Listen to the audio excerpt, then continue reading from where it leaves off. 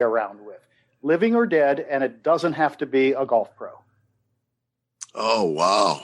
Boy, who would I like to play? I'd like to play with Trump. I would, and it's probably in the last month or two. I just, I'd like to play with Trump. I'd like to get some inside scoop. I'd like to get some inside baseball. That's all. Yeah. Got a question or two you would like to ask him? Maybe bring a 6-pack yourself? Yeah. But I just I'd love to get some inside baseball. That's all. Okay. Gotcha. Most embarrassing thing that happened to you or that you did on a golf course? Most embarrassing thing? Most embarrassing. Oh, wow. Boy, there's so many to choose from. I guess I was a young man and I got into it with the guy and I followed him in a parking lot and I threw gravel at his car on his way out. That was a bad day, but I come by it honestly. My father had a terrible temper. My father he had these huge arms from construction. My father had, like Popeye forearms. And so the shirts were always tight on him. He felt that it was getting in the way of his wedge shots because he was hitting them all fat. So anyway, he rips the shirt off his body, just rips it, throws it on the ground, cussing like a sailor. Anyway, 2 holes later, some marshal came out and said, "Man, you can't play without a shirt." So he has to drive back and get the shirt, puts on this ripped shirt, plays with it all the way in. So anyway, that's what I grew up with. That was my model. That was my role model right there. You can see why I want to play golf with him again. Yeah, exactly. All right, question 4. Which would you rather experience, a sold-out show with a standing ovation or to birdie 18 in front of a crowd of people? Oh, well, I've had the standing O, so I'd rather birdie 18 in front of a crowd full of people. Yeah. Yeah, and not choke for once. That would be amazing. It'd have to be about a 6-incher. I think I can handle that under pressure. 6. My friends, I'm telling you, it gets quiet if I got like 8 inches left. I'm just kind of slowly walking at a ball. And I'm going, "Come on, man, go hit it." Give me the gimme. Question 5: Have you ever had a full bladder on the golf course and not made it to the clubhouse? Yeah. Well, at my age, I drip all the time. So it's, but it's, I don't need a full bladder. I just need to, I told my wife, I said, I'm like a 4-year-old now. It's like, my brain goes, you got to go. And then it's like, I got to go. It's like, there's no time between the brain going, you got to go to like, dripping, so anyway, that's sharing too much, but yeah. One of my favorite quotes was from Billy Crystal, who said, "When you turn 65, you start peeing in Morse code." Right. ... dash ... And it's funny. We had a friend of ours' daughter played for UK, and she was a really good golfer. So she played in our skins games all the time, and I just never felt comfortable peeing, even on the other side of the fairway. Right. When she was around, and her father goes, "Just go. She's got 3 brothers." I go, I'm not. I don't know. I'm just old fashioned, I guess. I don't know. Just taking a leak in front of a strange girl. But yeah, I was really happy when I didn't get paired in the same foursome with her, because at my age I got to go every 30 minutes. Or yeah. All right. And question 6: Since we are the approach shot, what's the one rule you use to approach life? Well, sense of humor and grace. My parents, they taught me that. Just, you can't live life without forgiveness, whether you're giving it or getting it. You just can't. And I don't see a lot of that in our culture anymore. That seems to be what's lacking. It's just, cut some people some slack and, and remember how many times people have forgiven you for, throwing rocks at people's cars and things Never like happened. that. So Never happened. Yeah. So, I wouldn't be married 35 years without it. She has, hundreds and hundreds of times shown me grace. Yeah. So excellent. Well, that's it. You have officially passed the 6-pack test. 6-pack. I got a 1-pack on my stomach.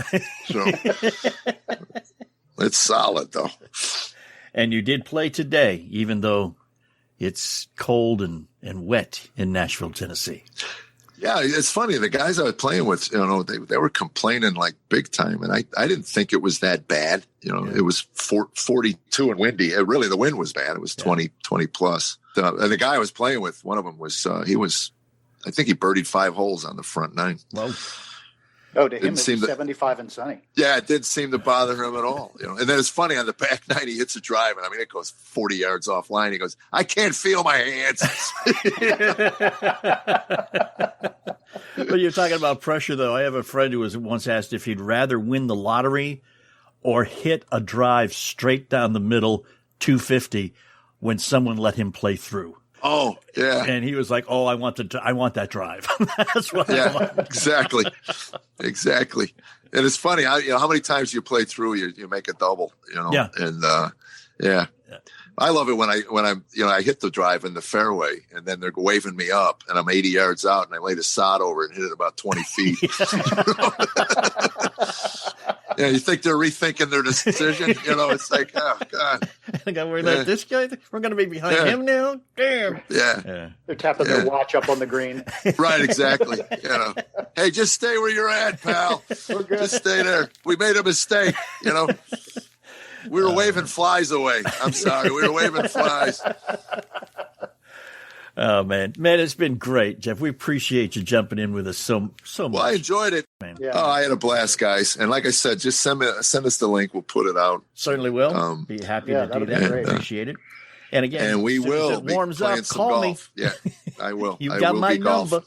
And when I'm out in San Diego, I'll give you a call, man. Please do. Yeah, I wouldn't have any problem walking to Torrey Pines and then watching you play. And we will definitely report back after the golf game and see if I can actually finish 18 holes while laughing uproariously, which is what I'm sure I'll be doing, just hanging out with Mr. Jeff Allen. Got to appreciate you again, Jeff. Thank you for hanging out with us here on The Approach Shot. And the laughs are not done. Golf is a funny game, and we prove it yet again with comedian Flobo Boyce coming up next. Could COVID really cost you your home? Well, cybercrime is up 75%, but the type you really need to worry about is home title theft, which is why you need Home Title Lock. Cyber criminals are after our homes, and it's easier than you'd think. The title documents to our homes are online now. The thief finds your home's title and forges your signature on a quitclaim deed stating you sold your home, and he's the new owner. Then he takes out loans on your home and leaves you in debt. You won't know until late payments or eviction notices arrive. Insurance doesn't cover you, and neither do common identity theft programs. For pennies a day, Home Title Lock protects your most valuable asset. The instant Home Title Lock detects someone tampering with your home's title, they help shut it down. Go to HometitleLock.com and register your address to see if you're already a victim, and receive 30 free days of protection with promo code RADIO. Go to HometitleLock.com. HometitleLock.com. Texting enrolls you into recurring automated text messages. Message and data rates may apply. Men, want to feel younger, stronger, leaner? You don't have to slow down after 40. Frank Thomas found the secret to staying in shape with the energy and drive of his 20s. Man, you look like you could still hit it a mile. I feel great, too. What gives? After 40, men slow down. It's harder to stay in shape. Why? Our free testosterone levels drop. It happened to me, and then I found Nugenix Total T. New Nugenix Total T is our most powerful man-boosting formula ever because it boosts your free testosterone and your total testosterone. Nugenix Total T helps provide even more energy, performance, testosterone, and muscle-boosting ingredients for even better results. To get your complimentary bottle of Nugenix Total T, text GRIT to 321321. Samples are not available in stores. Well, wait. When are you going to do something about it now? I got to try Nugenix Total T. Text GRIT to 321321 for your complimentary bottle of Nugenix Total T. That's GRIT to 321321. Hello, it is time now for, how you say, golf is a funny game. Back to your hosts, John Ashton and Neil McCalls. That guy has got to, maybe go back to broadcasting school or something. You think maybe he flunked out? I'm sure, but check his wall, there is no diploma. Yeah. In my day, they gave you a Bachelor of Science. So I have a BS in communications, which is very, very apropos. We all know what BS stands for. Yes. And MS stands for more of the same. And PhD stands for piled high and deep. So there you go. There's your education. Hey, we're being funny, which is interesting because this segment is golf is a funny game. Except the comedian hasn't laughed. We can put our funny aside and go to somebody who is funny for a living as opposed to us. I was enjoying it. I was in the back row just clapping along. It was great. Look, we have one person laughing. Yay. Flobo Boyce is with us today. Hey, it's going Welcome to the show, my man. Thank you for inviting me. This was a lot of fun. First of all, his name is spelled Flobo. I say that so you can look him up as you're listening. Yeah, that was my thing when I was to go on stage. I go, my name is Flobo, you know, Boyce. That's me. I'm my own chair. I think, John, we should try that. No. Don't think. No. Don't think. No. All right, that's my time. See you guys later. It's been great. Thanks for having me. When we first started talking, Flobo, I said your name out loud a number of times, and it made me smile every time because if your name is Flobo and you're in comedy, that's the right lane, man. There's certain words that affect it. Like one time I worked at a grocery store that delivered groceries to your house. It was called yummy.com. I was kind of upset because I had miscalculated my payday. So I thought I was getting paid that day, but I was getting paid the next day. So I was mad. But you can't be mad saying yummy, you know? Like, yummy. Yummy. You know? Yeah, it just doesn't. Yeah, exactly. It's great because I'm sitting here thinking to myself, I don't think maybe Flobo Boyce, attorney at law, works. I talked to my mom there. She wouldn't believe me. Yeah. And same with like a nurse coming out and saying, Dr. Flobo will see you now. I'm loving this, but then your email address is Flobo with an F in front of it. Yeah.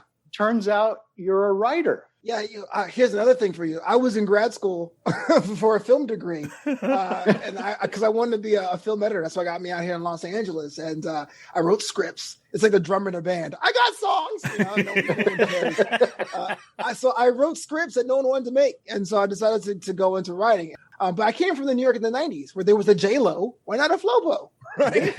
And so all my books have that F.Flobo Boyce. So when I had that email address, and it confuses everyone. John, I didn't notice you were wearing a Four Roses I had. I'm a fan of that. Man, are you? I'm a man of culture. You're from New York originally, so you'll appreciate this, okay? Yeah. In Louisville, Four Roses is a top shelf bourbon. Oh.